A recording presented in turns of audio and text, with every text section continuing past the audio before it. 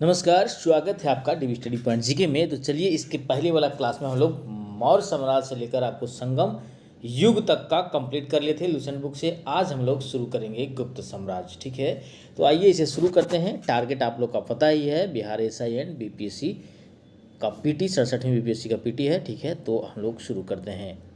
और इसके अलावा भी बहुत सारे एग्जाम में आपको ये काम आने वाली है, इसलिए जो भी एग्जाम के लोग हैं प्रिपरेशन कर रहे हैं इसे आप देख सकते हैं। तो चलिए स्टार्ट करते हैं। गुप्त साम्राज्य के उदय की बात करते हैं तो 3वीं शताब्दी के अंत में प्रयाग के निकट कौशाम्बी में इसका जो है उदय होता है। इसके संस्थापक की बात करते हैं तो श्री गुप्त, जिनका जो है आपको यहाँ पर रेंज दिया गया, कार्यकाल 240 से 280 ईस्वी।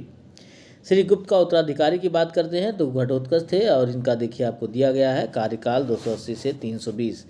गुप्त वंश का प्रथम महान सम्राट जो थे वो चंद्रगुप्त प्रथम थे। ये 320 ईस्वी में गद्दी पर बैठा। लिच्छवी राजकुमारी कुमार देवी से इनका विवाह होता है और इन्होंने महाराजा धीराज की उपाधि धारण की।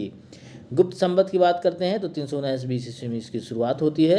ये शुरुआत चंद्रगुप्त प्रथम के द्वारा की जाती है। चंद्रगुप्त प्रथम का उत्तराधिकारी समुद्रगुप्त होता है, जो 335 ईस्वी में राजगद्दी पर बैठता है। इसने आर्यावर्त के 9 शासकों और दक्षिणावर्त के 12 शासकों, ये वाला एग्जाम में बहुत बार पूछा गया है कि दक्षिण के राजाओं को समुद्रगुप्त ने कितने राजाओं को हराया है। ठीक है, तो आर्यावर्त में 9 और दक्षिण में आपको 12 को पराजित किया शासक को।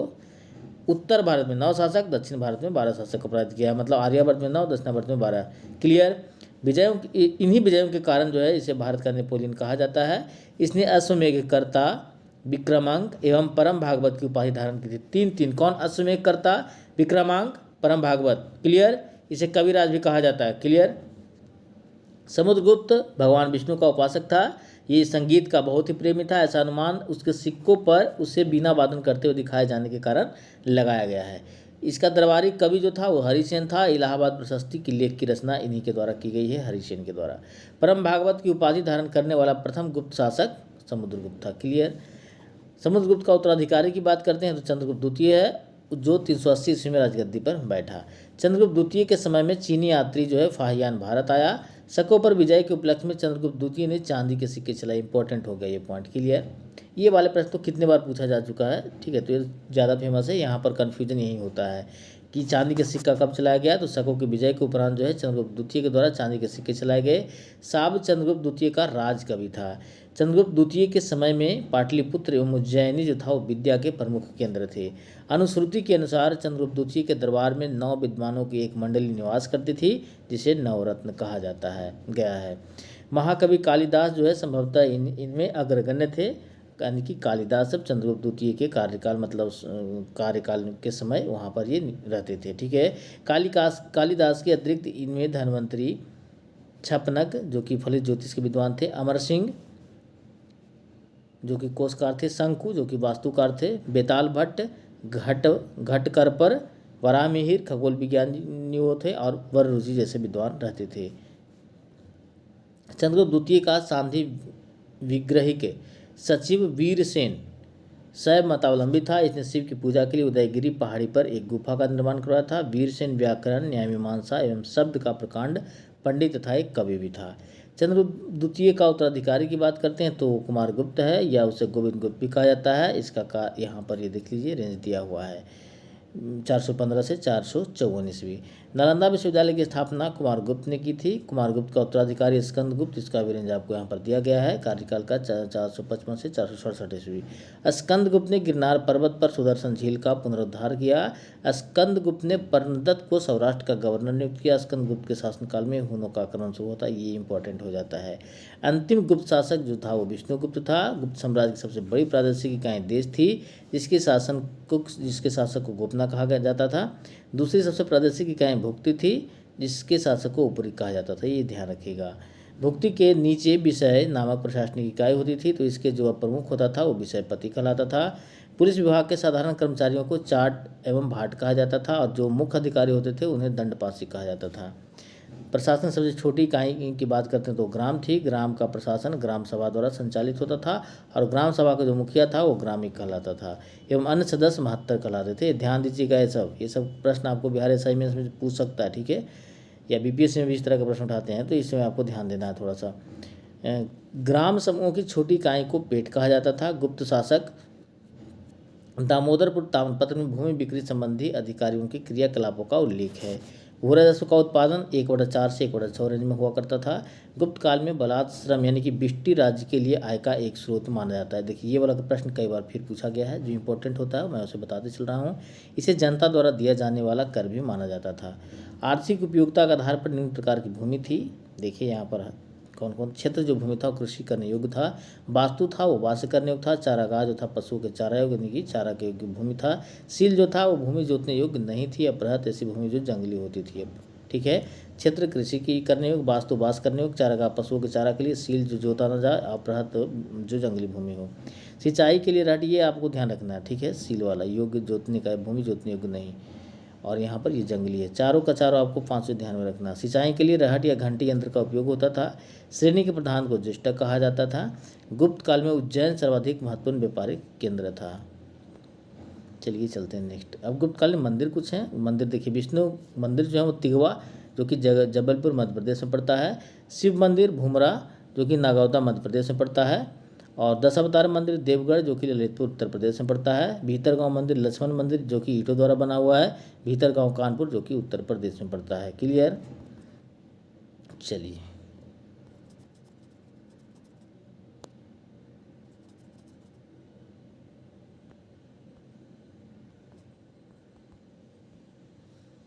चलिए, गुप्त राजाओं ने सर्वाधिक स्वर्ण मुद्राएं जारी की।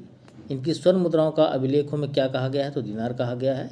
कायस्थों का सर्वप्रथम वर्णन जो है याज्ञवल्क्य का स्मृति मिलता है। जाति के रूप में कायस्थों का सर्वप्रथम वर्णन जो है ओसनम स्मृति मिलता है। देखिए कायस्थों का वर्णन की बात है तो याज्ञवल्क्य का स्मृति में, लेकिन कायस्थ एक जाति है ये बात कही गई है ओसनम स्मृति में।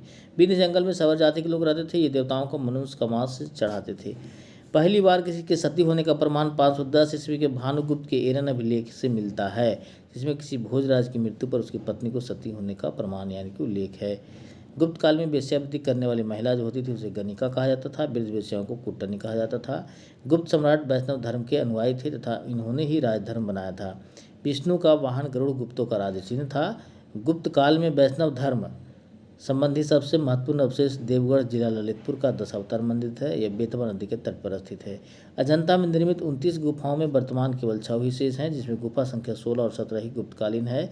इसमें गुफा संख्या 16 में उत्कीर्ण मरणासन राजकुमारी का चित्र प्रशंसनीय है। अगला पॉइंट, गुफा संख्या 17 के चित्र को चित्रशाला कहा गया है। इस चित्रशाला में बुद्ध के जन्म, जीवन, महाविनिष्क्रमण एवं महापरिनिर्वाण की घटनाओं से संबंधित चित्र उद्धृत किए गए हैं। अजंता की गुफाएं बौद्ध धर्म का महायान शाखा से संबंधित है। गुप्त काल में निर्मित अन्य गुफा बाघ की गुफा है, जो बाघ जिला धार मध्य प्रदेश नामक स्थान पर बिंद पर्वत को काटकर बनाई गई थी। गुप्त काल में विष्णु शर्मा द्वारा लिखित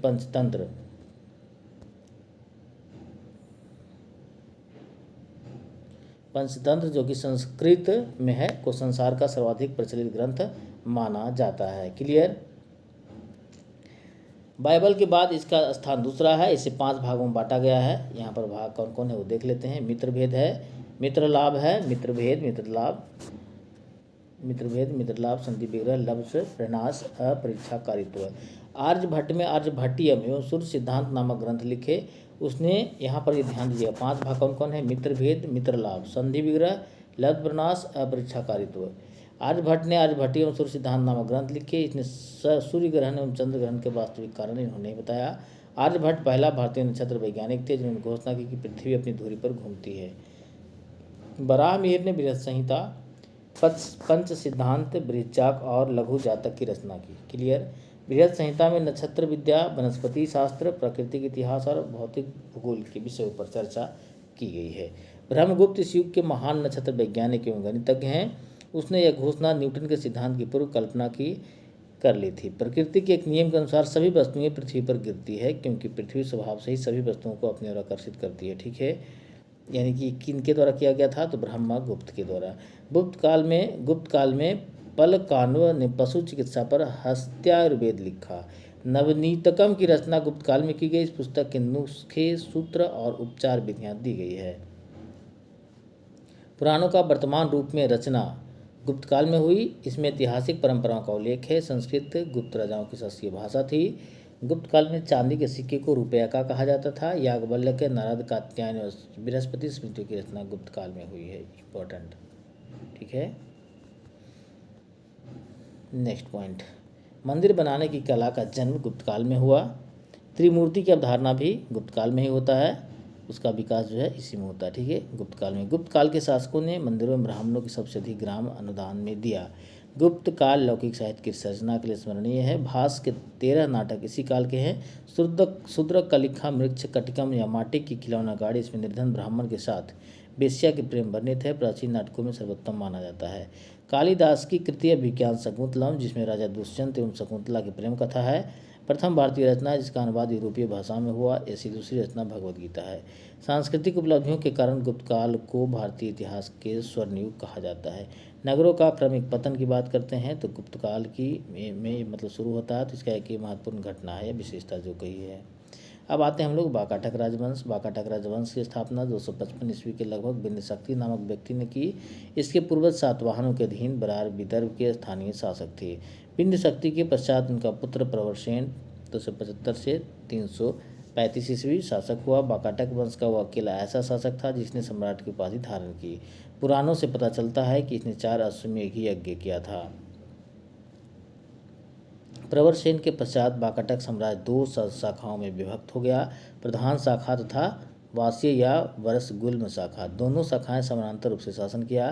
प्रधान शाखा प्रमुख राजा रुद्रसेन 335 से 360 ईस्वी, प्रभावती गुप्ता का संरक्षण काल 390 से 40, प्रवरसेन द्वितीय एकता 400, यहाँ पर ये हो जाएगा 410 होगा, ये जीरो छूटे 410 से 440 ईस्वी। गुप्त शासक चंद्रगुप्त द्वितीय ने अपनी पुत्री प्रभावती गुप्ता का विवाह वाकाटक नरेश रुद्रसेन द्वितीय से किया। वाकाटकों का राज्य गुप्त एवं शक राज्यों के बीच था। राज्यों पर विजय प्राप्त करने के लिए चंद्रगुप्त द्वितीय ने इस संबंध को स्थापित किया था। विवाह के कुछ समय बाद रुद्रसेन द्वितीय की मृत्यु हो गई। चूंकि उसके दोनों पुत्र दिवाकर सेन और दामोदर सेन अवयस्क थे, अतः प्रभावती गुप्ता ने शासन संभाला। यह काल वाकाटक गुप्त संबंध का स्वर्ण काल रहा। प्रभावती गुप्ता के संरक्षण काल के बाद उनका घनिष्ठ पुत्र दामोदर सेन प्रवरसेन द्वितीय के नाम से गद्दी पर बैठा। पृथ्वी सेन द्वितीय वाकाटकों की प्रधान शाखा का अंतिम शासक था। उसके बाद उसका राज बसीम शाखा के हरिसेनों के हाथ में चला जाता है। बसीम शाखा के वाकाटक। वाकाटक वंश की इस शाखा की स्थापना 330 ईस्वी में सम्राट प्रवरसेन के छोटे पुत्र सर्वसेन ने की। उसने वत्सगुल्म नामक स्थान पर एक स्वतंत्र राज्य की स्थापना की। वत्सगुल्म महाराष्ट्र के अकोला जिले में आधुनिक वासी में स्थित था। वासिम शाखा के प्रमुख राजा थे सर्वसेन बिंदुशक्ति द्वितीय 350 से 400, प्रवरसेन द्वितीय 400 से 415 ईस्वी, हरिसेन 475 से सेन 510 ईस्वी। क्लियर। यह वाकाटक वंश का अंतिम शासक था, ज्ञात शासक है। चलिए अब चलते हैं नेक्स्ट पॉइंट की ओर। वाकाटक वंश के राजा प्रवरसेन द्वितीय ने मराठी प्राकृत काव्य सेतुबंध की रचना की तथा सर्वसेन ने हरिविजय नामक प्राकृत काव्य ग्रंथ लिखा। संस्कृत की वैदर्भी शैली का पूर्ण विकास वाकाटक नरेशों के दरबार में हुआ। कुछ विद्वानों का मत है कि चंद्रगुप्त द्वितीय के राजकवि कालिदास ने कुछ समय तक प्रवरसेन द्वितीय की राजसभा में निवास किया था। वहाँ उन्होंने इसके सेतुबंध का संशोधन किया था। वैदर्भी शैली में अपनी काव्य मेघदूत लिखा। वाकाटक नरेश ब्राह्मण धर्मावलंबी थे। वे शिव और विष्णु के उपासक थे। क्लियर, यहाँ पर भी ध्यान दीजिएगा। नेक्स्ट का पॉइंट हम लोग देखते हैं। वाकाटक नरेश पृथ्वी सेन द्वितीय के सामंत व्याघ्रदेव ने नचना के मंदिर का निर्माण करवाया। अजंता का 16वां 17वां गुहा विहार 19वें गुहा चैतन्य का निर्माण वाकाटकों के शासनकाल में हुआ। अब देखते हैं हम लोग पुष्पभूति संघ, पुष्पभूति वंश या वर्धन वंश। गुप्त वंश के पतन के बाद जो है जिन नए राजवंशों का उदय होता है उसमें मैत्रक, मौखरी, पुष्पभूति, परवर्ती गुप्त और गौड़ प्रमुख हैं। इन राजवंशों में पुष्पभूति वंश के शासकों ने सबसे विशाल साम्राज्य स्थापित किया। पुष्पभूति संघ की संस्थापक की बात करते हैं तो पुष्पभूति था। राजधानी थानेश्वर जो कि हरियाणा प्रांत के कुरुक्षेत्र जिले में वर्तमान थानेश्वर स्थान में भी है। प्रभाकर वर्धन इस वंश की स्वतंत्रता का जन्मदाता था। प्रथम प्रभावशाली शासक था। इसने परम भट्टारक और महाराजा धीराज जैसी सम्मानजनक उपाधियां धारण की। प्रभाकर वर्धन की पत्नी यशोमती से 2 पुत्र होता है, एक राजवर्धन और हर्षवर्धन तथा एक कन्या जिसकी नाम राजश्री होती है। राजश्री का विवाह कन्नौज के मौखरी राजा ग्रहवर्मा के साथ हुआ। मालवा के शासक देवगुप्त ने ग्रहवर्मा की हत्या कर दी और राजश्री को बंदी बनाकर कारागार में डाल दिया। राज्यवर्धन ने देवगुप्त को मार डाला, परंतु देवगुप्त के जो मित्र होता है गौड़ नरेश शशांक, वो जो है बंगाल में जाकर उसे धोखा देकर राजवर्धन की हत्या कर देता है। तो अब देखेंगे आगे का पॉइंट नेक्स्ट क्लास में। अब आज का वीडियो समाप्त करते हैं। यदि आपको वीडियो अच्छा लगा तो वीडियो को लाइक कीजिए, चैनल को सब्सक्राइब करके बेल बटन दबाना भूलें ताकि इस तरह का अपडेट आपको मिलता रहे। मिलेंगे नेक्स्ट क्लास में, तब तक के लिए थैंक यू, जय हिंद।